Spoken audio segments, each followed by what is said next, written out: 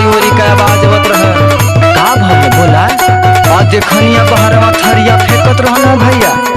फेंकी के थरिया बलमा गइले झरिया, सुननी ह भौजी राते देत रहे गरिया। और कैसन है गलवा लाल भइबा, मारो न भई रतिया के। फेंकी के थरिया बलमा गइले झरिया, सुननी ह भौजी राते देत रहे गरिया। अरे ऐसे हाँ ऐसे देवर के नटार के जा, भौजी हो घुंघुटवा काढ़ के जा।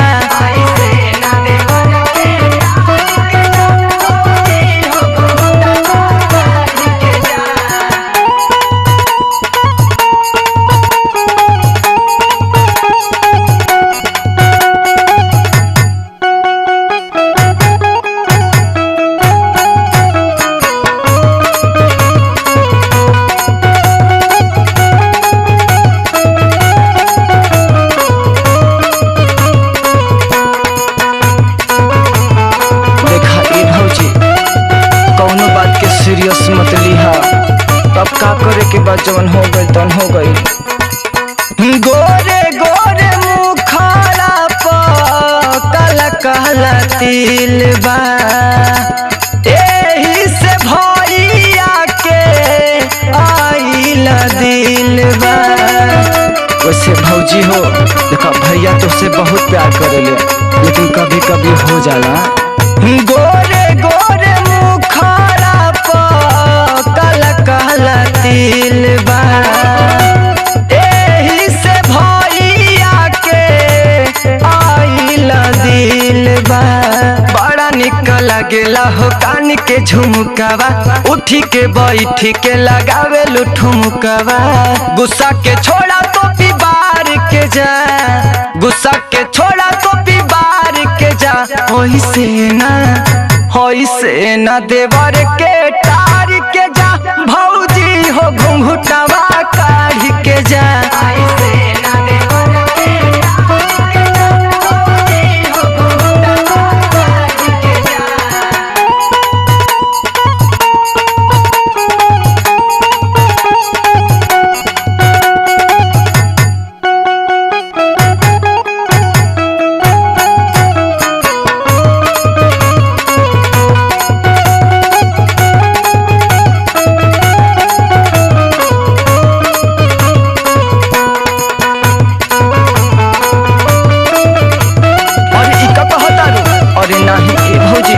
ऐसा मत करा, सुना भौजी हो कमर तोहार कैले दीवाना, एने ओने हिलेला जानता जमाना।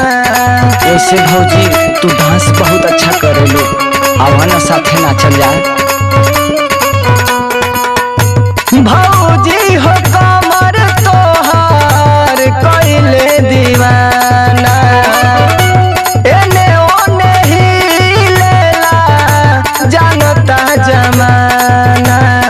काहे भौजी तू इतना डरेलू, राज अतुल बारे तू टेंशन का लेलू।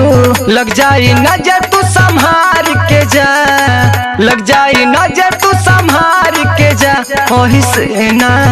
होइसे ना देवर के टार के जा, भौजी हो घुंघुटवा काढ़